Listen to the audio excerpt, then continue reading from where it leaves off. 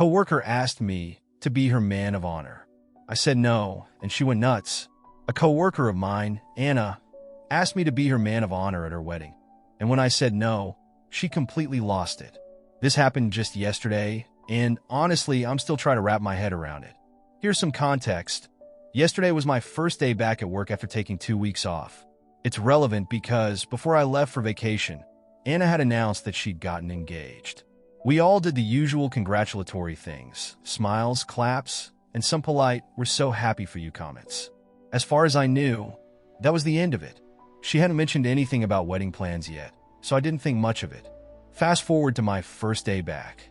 My boss, Sam, and my best friend and coworker, Liza, both mentioned that Anna had been looking for me. They seemed amused, especially Liza, who said Anna had been walking around with a little gift bag. I was curious, but I didn't think it was anything major. Not long after, Anna found me. She asked how my vacation had been, but before I could really answer, she cut me off. She handed me the gift bag with a big smile on her face and said she had something very important to ask me. I opened the bag to find some wedding-themed trinkets and a card. Then, she asked if I would be her man of honor at her wedding. At first, I was just caught off guard. I thanked her for the thought and congratulated her again, but I pointed out that this role is typically reserved for a close female friend or family member. She waved that off, saying her wedding wasn't going to be traditional and that she thought I'd be perfect for the role. I glanced over at Sam and Liza, who were both trying hard not to laugh. I repeated my thanks, but told Anna I wasn't interested in being part of her wedding party. I explained that I'd feel more comfortable just being a guest. And that's when it happened. Her whole demeanor changed in an instant. Her smile disappeared, and she went on a tirade. She demanded to know why I would say no and insisted that I had to be in her wedding. I tried to stay calm and explained that we barely knew each other. She'd only transferred to my unit 6 months ago, and I didn't feel like I was the right person for this. Plus, I wasn't interested in the responsibilities that came with it, like planning parties or attending endless shopping trips. Anna wasn't having it. She told me to think it over and said she'd come back later for my final answer. I told her she could, but that my answer would stay the same. After she left, I turned to Sam and Liza and asked, "What in the world just happened?" Sam chuckled and said that by saying no so firmly, I might have saved myself a massive headache. Liza laughed and called Anna a full-on bridezilla, saying this was probably just the beginning of her antics. But it didn't stop there. The next day, Anna approached me again. This time, she handed me a printed list of man of honor duties and her detailed vision for the wedding. I stared at the list, completely baffled, and asked her why she'd given it to me. She responded, all cheerful, that as her man of honor, those would be my responsibilities.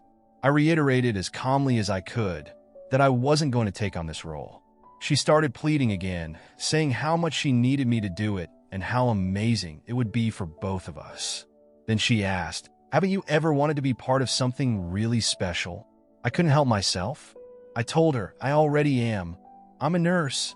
At that moment, Sam swooped in to save me, saying one of Anna's patients needed her attention. I thanked Sam for the rescue and jokingly told her I might need backup if Anna didn't back off soon. Sam assured me she was keeping an eye on the situation and would step in if necessary. Now I'm left wondering, did I miss something here? Anna and I aren't close. She transferred to our unit just 6 months ago, and before that, I didn't even know she existed. Liza suggested that Anna might see our similar ages as some sort of bond, but I'm not convinced. Is it expected that when someone asks you to be part of their wedding, you're supposed to jump up and down in excitement? Is saying no really such a bad thing? Hey everyone, first, I want to apologize. I never imagined the situation would blow up the way it has. I want to thank all of you for your incredible insights, comments, and support. I've read through every response and tried to reply to as many as I could. Your thoughts not only helped me process this bizarre situation, but also gave me a few much-needed laughs, especially since I've been feeling under the weather. To make everything clear, I'm gay and in relationship, so all my colleagues aware of that. It is not some kind of weird flirting from Anna. Today, I had to meet with my lawyer about some family matters. My best friend, neighbor, and coworker Liza kindly drove me because I wasn't feeling well and driving myself didn't seem like the best idea. On the way to the meeting, Liza and I couldn't stop talking about this whole situation with Anna. We went through many of the same questions you all brought up. One big topic of discussion was Anna's recent transfer. She moved from the Med-Surg 4W unit to the ER, which is a significant shift in responsibilities and environment. Liza and I agreed to bring up some of our concerns with Sam, our boss, to understand more about the circumstances surrounding Anna's transfer. After the meeting with my lawyer, I came straight home and crashed. I ended up sleeping most of the day. A lot of you asked if Anna and I spend time together outside of work. The short answer is no. Our relationship is strictly professional. We've worked together a few times on patient care and other tasks, but that's about it.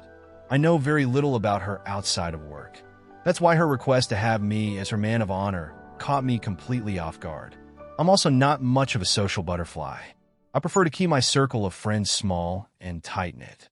I have no interest in being involved in weddings, especially as someone's man of honor. Over the years, I've heard countless bridezilla stories and witnessed some truly over-the-top wedding drama. Spending tens of thousands or even hundreds of thousands on extravagant events, complete with absurd demands that create unnecessary conflict, is such a turnoff. Why bother? I'd much rather save that time and money for a meaningful trip or vacation. Several people suggested Anna might be using me as a token or prop for her wedding, possibly as the stereotypical gay best friend. That idea hadn't even crossed my mind, but I have to admit, it stings to think about it.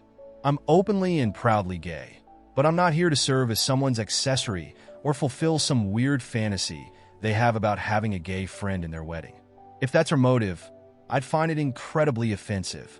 I'm a person, not a status symbol or plaything. Some people speculated that Anna might not actually have a fiancé, but I know she does. She's introduced him to us before, and he seems nice enough. As for any insecurities she might have, I can't figure out what they'd be. Anna is attractive, intelligent, and highly capable at work. Her behavior in this situation just doesn't make sense to me. Others have advised me to involve HR. I've already started addressing the issue with my boss, Sam, who witnessed most of what happened. She's been incredibly supportive and assured me she's keeping an eye on the situation. I trust her judgment completely. That said, while HR and Sam can help manage things in the workplace, they can't control what happens outside of it. The idea of Anna potentially following me home or crossing personal boundaries does make me uneasy, but for now, I'm focusing on the steps I can take within the hospital. I think that covers everything for now. Unfortunately, I doubt this is the end of the story. If there are any new developments, I'll be sure to keep you all updated. Thanks again for your advice and support. It means the world to me. I'll be posting an update in a day or two, but for now, I need some time to process everything. Events reached a boiling point today, and the situation unfolded almost exactly as many of you predicted. I've also scheduled a meeting with the director of nursing in my hospital on Monday, which I hope will bring closure to all this. I'm truly hoping this will be the end of it. Before diving into the details, I want to give some context, and though it's long, it's relevant to the rest of this update. Growing up, I was never what you'd call wanted. My family treated me as an issue that needed to be dealt with, a stark contrast to my older sister, who was the child they actually desired. She was the daughter they dreamed of, Dad's little princess and Mom's ideal companion. When I came along, I wasn't part of the plan. Despite having choices, my parents decided to raise me, but they handed most of the responsibility to a nanny. That woman became one of the most important influences in my life, and even now, I'm deeply grateful for her kindness and guidance. Over the years, I realized the damage caused by being stripped of humanity, individuality, and self-worth as a child. Being treated as a burden left deep scars, but it also fueled my determination to build a life and career where I could reclaim my identity and prove my worth. On Thursday, things finally came to a head with Anna, the bridezilla colleague who's been making my work life difficult. My best friend and coworker, Liza, had been keeping close whenever Anna was around, just in case she tried to stir up more trouble. I hoped Anna would let it go, but no such luck. That morning, after a hectic start to my shift, I desperately needed a moment to breathe. I ducked into a quiet spot for a snack and a bathroom break, but Anna cornered me with her list of wedding tasks. She started talking about the planning again, completely ignoring my repeated refusals to be part of her wedding. Frustrated, I interrupted her, saying, "Anna, I've told you before, I'm not interested in this wedding. I'm not your man of honor, and I want you to leave me alone. Drop it." Her response was as infuriating as it was baffling. She launched into the same spiel about how much fun it would be and why I had to help her. Finally, I snapped. "Why, in the ever-loving, fresh, creepy hell, is it so important for me to be your man of honor? I've told you I'm not doing it." That's when Anna let slip the real reason. What modern liberal woman wouldn't want a gay bestie on her arm for special events? The words hit me like a punch to the gut.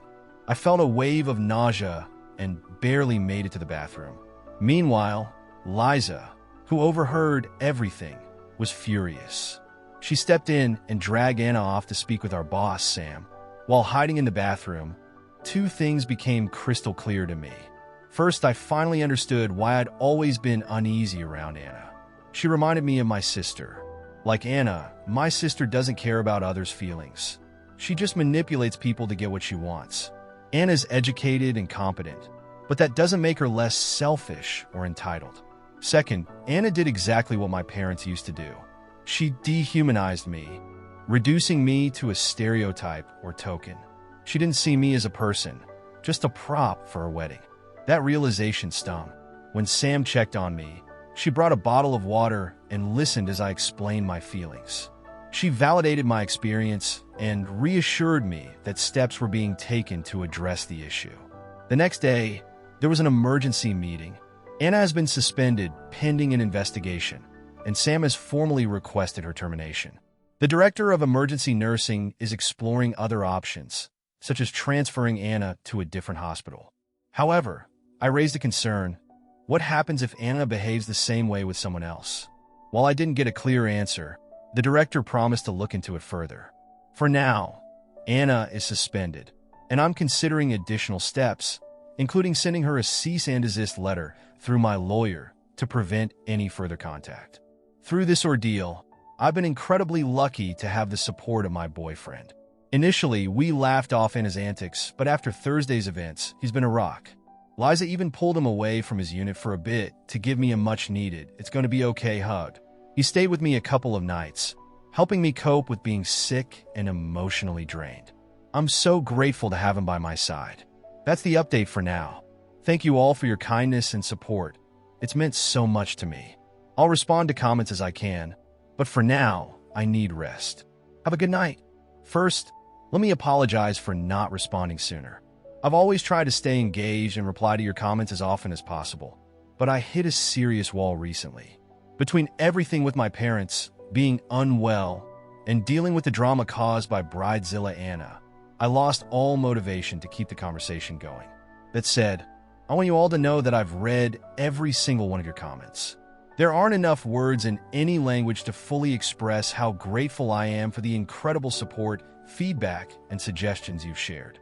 It has meant so much to me. Recently, I spoke with my lawyer and told him everything that had been happening with Anna. Unfortunately, I only have her name and not her address, but I've asked my lawyer to use his resources to locate her and send a cease and desist letter, instructing her not to contact me. He's currently working on it, and I hope this will help close the chapter on this exhausting ordeal. The good news is that Anna has been terminated from her position. While I'm unable to share all the details, I can tell you that her behavior went far beyond just what she did to me. After Sam did some investigating, more information came to light, serious enough to put the hospital in a precarious position. Once the director of emergency nursing, DN, saw the scope of the situation, there was no choice but to terminate Anna. However, this also revealed systemic issues, and it's left Sam, Liza, and me questioning whether we should stay at this hospital. None of us want to start over somewhere else, losing our seniority and benefits. But if things don't improve, it may be something we have to consider. To be clear, neither Sam, Liza, nor I had any direct involvement in Anna's firing.